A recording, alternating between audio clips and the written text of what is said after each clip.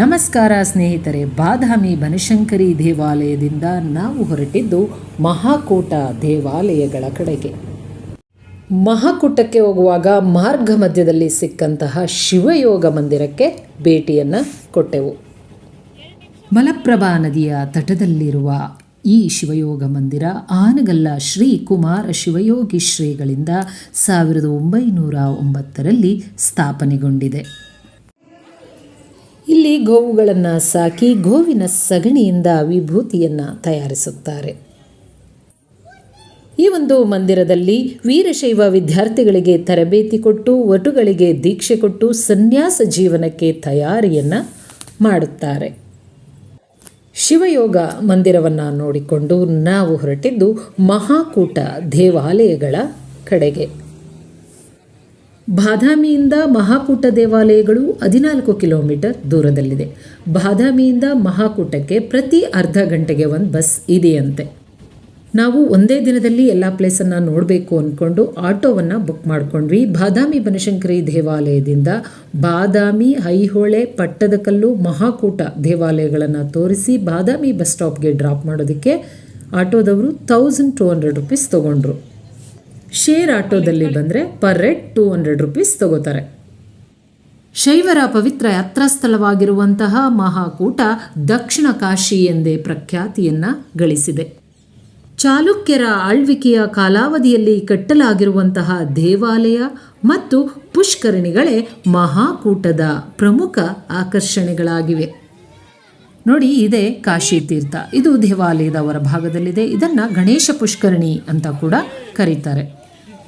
ಇಲ್ಲಿ ಒಂದು ತೊಟ್ಟಿಲನ್ನು ಕಟ್ಟಿದ್ದಾರೆ. ಮಕ್ಕಳಿಲ್ಲದ ದಂಪತಿಗಳು ತೊಟ್ಟಿಲಿನಲ್ಲಿರುವ ಈ ಸ್ವರ್ಣವರ್ಣದ ಗಣಪನನ್ನು ತೂಗಿದರೆ ಮಕ್ಕಳಾಗುತ್ತವೆ ಎನ್ನುವ ನಂಬಿಕೆ ಇದೆ.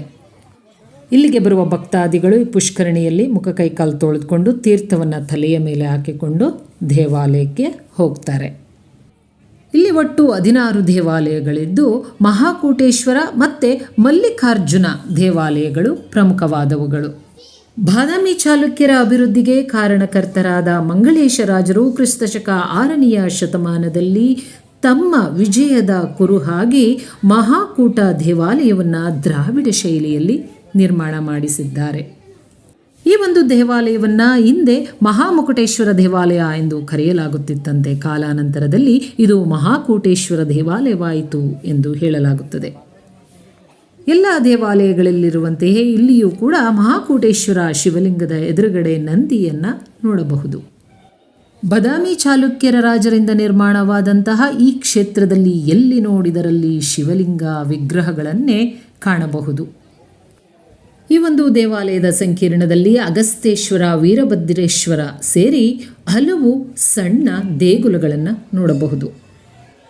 ಈ ಒಂದು ಕ್ಷೇತ್ರದಲ್ಲಿ ಕೋಟಿ ಲಿಂಗಗಳಿಗೆ ಒಂದೇ ಒಂದು ಲಿಂಗ ಕಡಿಮೆ ಇದೆಯಂತೆ.